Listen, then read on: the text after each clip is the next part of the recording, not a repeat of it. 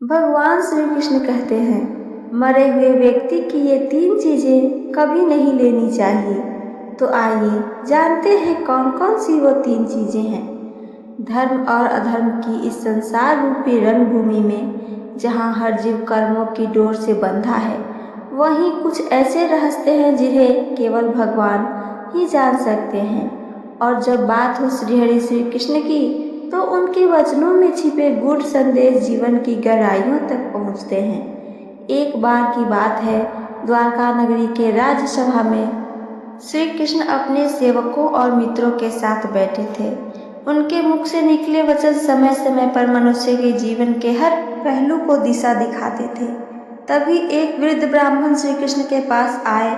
वे व्यथित थे, दुखी थे और उनकी आंखों में प्रश्न का तूफान था। वृद्ध ने कहा, हे मधुसूदन, मैं एक ऐसे प्रश्न से पीड़ित हूँ जिसे समझ पाने में असमर्थ हूँ। जब कोई मनुष्य मर जाता है तो क्या उसकी वस्तुएं हम अपने पास रख सकते हैं? क्या उसके बाद उसकी चीज़ों का उपयोग शुभ होता है? श्री कृष्ण मुस्कुराए। उन्होंने अपने करुणामय स्वर में उत्तर दिया, हे ब्राह्मण, यह प्रश्न साधारण नहीं है। इसमें जीवन और मृत्यु दोनों की सीमाएं लिपटी है। मरे हुए व्यक्ति की हर वस्तु को अपने जीवन में सम्मिलित करना उचित नहीं होता। कुछ वस्तुएं ऐसी हैं जिन्हें ग्रहण करना घातक भी हो सकता है, मानसिक, आध्यात्मिक और पारिवारिक दृष्टि से। और यही से आरंभ होती है वो गूढ़ बात जिसे जानना प्रत्येक मनुष्य के लिए आवश्यक है। श्री कृष्ण का पहला उपदेश, मृत व्यक्ति के वस्त्र मत लो। श्री कृष्ण ने कहा है, मृत व्यक्ति के वस्त्रों को पहनना अत्यंत अशुभ होता है। क्यों? वस्त्र केवल शरीर को ढकने का माध्यम नहीं है, ये उस व्यक्ति की ऊर्जा को भी अपने भीतर समाहित कर लेते हैं। हर वस्त्र एक स्मृति की तरह होता है। उसमें उस व्यक्ति की सुख दुख बस जाते हैं, उसकी चिंताएं, उसकी बीमारी, उसका मनोबल, सब उस कपड़े में बस जाते हैं। जब कोई व्यक्ति मृत्यु को प्राप्त होता है तो उसकी ऊर्जा का एक अंश उसके वस्त्रों में रह जाता है। ऐसे में यदि कोई अन्य मनुष्य उन्हीं वस्त्रों को पहन ले तो वह ऊर्जा उसके शरीर और मन पर असर डाल सकती है। पौराणिक वृतांत है जो आइए सुने। महाभारत में वर्णन आता है, जब कोई युद्ध में मारा जाता था तो उसके वस्त्र और शास्त्रों को जलाया जाता था। क्यों? ताकि उसकी आत्मा के बचे हुए कंपन किसी और को न प्रभावित कर सके। श्री कृष्ण ने आगे कहा है, जिन वस्त्रों में मृत्यु का स्पर्श हो उन्हें त्याग देना ही श्रेष्ठ है। दूसरा उपदेश आइए सुने। मृत व्यक्ति का बिस्तर या शैया कभी उपयोग ना लाओ। श्री कृष्ण ने कहा है, जिस शैया पर कोई अपनी अंतिम सांसें ले चुका हो वह स्थान जीवन में क्लेश लाता है। मृत्यु केवल एक शरीर का अंत नहीं है, वह एक ऊर्जा का विसर्जन भी है। जब कोई व्यक्ति अपने बिस्तर पर मृत्यु को प्राप्त करता है तो उस स्थान पर उसकी आत्मा का एक गहरा प्रभाव रहता है। शास्त्रों में भी वर्णित है, यदि उस बिस्तर को किसी और ने उपयोग में ले लिया तो वह व्यक्ति मानसिक रूप से अस्थिर हो सकता है। उसे अशुभ स्वप्न आने लगते हैं, जीवन में अनजाने भय आने लगते हैं। प्रसिद्ध कथा है जिसे आइए सुने। एक राजा के यहाँ एक दासी की मृत्यु उसके बिस्तर पर हो गई। उस बिस्तर को बाद में राजकुमार ने उपयोग में लिया और तभी से उसे नींद में डरावने स्वप्न आने लगे। अंततः राजगुरु ने बताया कि उस बिस्तर को तुरंत त्यागना होगा। श्री कृष्ण कहते हैं, जहाँ आत्मा ने देह छोड़ी हो वहाँ का कंपन अत्यंत भारी और रहस्यमय हो जाता है। वहाँ पुनः विश्राम लेना आत्मा को बंधन में डाल सकता है। और जीव को भी मृत व्यक्ति के गहने या आभूषण मत पहनो। श्री कृष्ण ने कहा है, मृत व्यक्ति के आभूषण चाहे सोने के हो या चांदी के, जीवन में अपशगुन लाते हैं। गहने सिर्फ आभूषण नहीं होते, वे किसी के जीवन के भावनात्मक स्पर्श को समेटे होते हैं। कई बार वह आभूषण किसी विशेष अवसर पर पहना गया होता है। विवाह, युद्ध, संतान जन्म और ऐसे भावनात्मक क्षणों की ऊर्जा उसमें बस जाती है। जब वही गहना मृत्यु के बाद भी जीवित लोगों द्वारा पहना जाता है तो उसकी नकारात्मक ऊर्जा स्थानांतरित हो जाती है। धार्मिक वृतांत हैं जो आइए सुने। शास्त्रों में कहा गया है कि न मरणांतर भूषणम धार्य, अर्थात मृत्यु के पश्चात किसी के भी आभूषण का उपयोग अशुभ माना गया है। श्री कृष्ण ने कहा है, सोना शुद्ध धातु है, लेकिन उसमें भी स्मृति की छाया होती है। मृत्यु की स्मृति यदि उस धातु में बस गई हो तो वह चमकते हुए भी अंधकार ला सकती है। मृत्यु के बाद की ऊर्जा और उसका प्रभाव। श्री कृष्ण ने वृद्ध ब्राह्मण की ओर देखा और कहा, हे ब्राह्मण, मृत्यु के बाद केवल शरीर समाप्त होता है, आत्मा नहीं। आत्मा कुछ समय तक अपने प्रिय वस्तुओं, स्थानों और रिश्तों के आसपास भटकती रहती है। वह देखती है कि कौन उसका क्या ले रहा है, कौन उसकी चीज़ों को कैसे उपयोग में ला रहा है। इसलिए मृत्यु के तुरंत बाद वस्तुएं, चाहे वह बिस्तर हो, कपड़े हो या गहने, तुरंत किसी और को नहीं देनी चाहिए।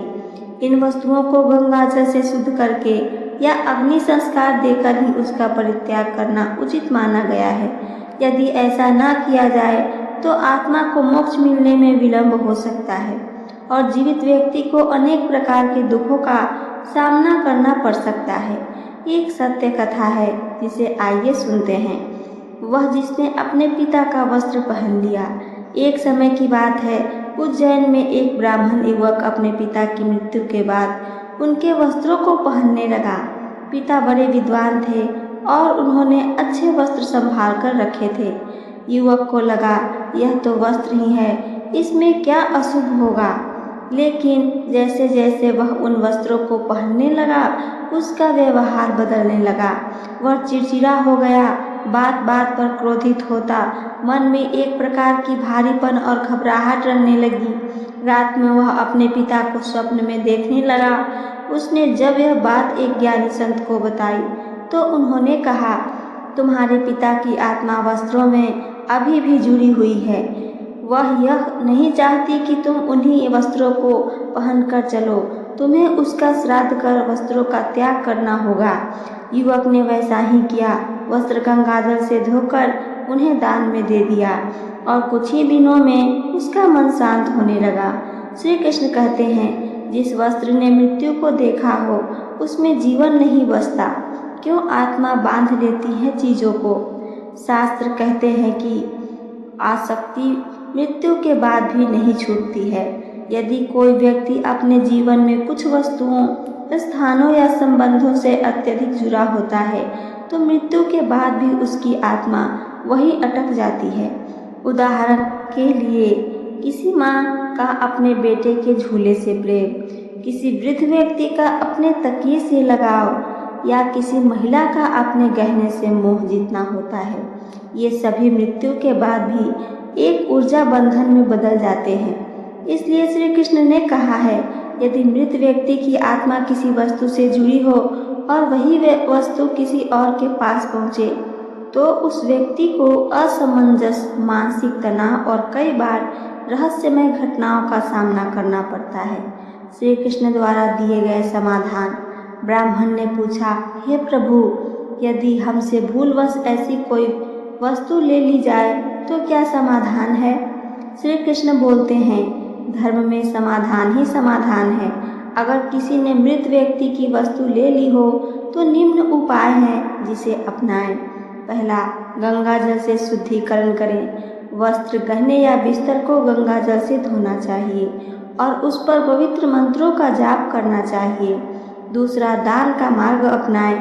यदि वस्तु का मोह नहीं छोड़ पा रहे हो तो उसे किसी योग्य ब्राह्मण, मंदिर या जरूरतमंदों को दान दें। यह मृत आत्मा को पुण्य प्रदान करता है। तीसरा, पिंडदान और तर्पण करें। विशेषकर उस आत्मा की शांति के लिए पिंडदान और तर्पण किया जाए जिससे उसका मोह बंधन से टूट जाता है। श्री कृष्ण की चेतावनी। श्री कृष्ण ने अंत में कहा है, मनुष्य मृत्यु से नहीं डरता लेकिन उसकी स्मृति से डरता है और वही स्मृति इन तीन वस्तुओं में गहराई से बसी होती है, वस्त्र, शैया और गहने। यदि तुम इन तीन वस्तुओं से मोह छोड़ दो तो न केवल मृत आत्मा को शांति मिलेगी बल्कि तुम्हारे जीवन में भी सुख और समृद्धि का संचार होगा। आध्यात्मिक दृष्टिकोण से निष्कर्ष क्या है, आइए सुने। शास्त्रों में विशेष रूप से गरुड़ पुराण, विष्णु स्मृति और मनुस्मृति में यह वर्णन आता है कि मृत्यु के बाद की वस्तुएं न केवल अशुभ होती है बल्कि ऊर्जा के स्तर पर भी प्रभाव डालती है। आधुनिक विज्ञान भी कहता है हर वस्तु एक कंपन धारण करती है। मृत्यु के समय जो कंपन उस वस्तु में बसते हैं वे नकारात्मक या भारी हो सकते हैं। इसलिए परंपराओं में भी मृत व्यक्ति के वस्त्रों को जला देना, बहा देना या दान देना ही उचित माना गया है। भावनात्मक निष्कर्ष और जीवन का संदेश आइए सुने। ब्राह्मण अब शांत हो चुके थे। उन्होंने श्री कृष्ण को प्रणाम किया और कहा, हे वासुदेव, आपने मेरे जीवन की आंख खोल दी और मैं समझ गया कि मृत व्यक्ति की चीज़ें केवल चीज़ें नहीं होती, वे उसके अधूरे स्पर्श होती है। श्री कृष्ण ने कहा, जो मृतक का सम्मान करना चाहता है उसे उसकी वस्तुओं से मोह नहीं करना चाहिए, बल्कि उसके संस्कारों को अपनाना चाहिए। यही सच्ची श्रद्धांजलि मानी गई है। समापन आइए सुनते हैं। यह केवल एक कथा नहीं थी, यह एक चेतावनी थी, यह एक संदेश था और श्री कृष्ण के वचनों का सार था। मरे हुए व्यक्ति की 3 चीज़ें कभी नहीं लेनी चाहिए। पहला, वस्त्र, क्योंकि उसमें बसी होती है मृत्यु की स्मृति। दूसरा, शय्या यानी बिस्तर, क्योंकि वहाँ आत्मा ने शरीर त्यागा होता है। तीसरा, गहने आभूषण, क्योंकि उसमें आत्मा की आसक्ति होती है। इनसे दूर रहना ही जीवन की दिशा है। श्रद्धा में वस्तु नहीं भाव होता है, तो अपने प्रियजनों की वस्तुओं को छोड़कर उनके गुणों को अपनाएं। यही श्री कृष्ण का सच्चा संदेश है। तो ये थी मेरी आज की जानकारी। मेरी जानकारी अगर आप सबको पसंद आई हो तो चैनल को सब्सक्राइब करके वीडियो को लाइक करना ना भूलें। साथ साथ अपना एक प्यारा सा कमेंट करके हमें ज़रूर बताइए। सुनने के लिए धन्यवाद। जय श्री कृष्णा। राधे राधे।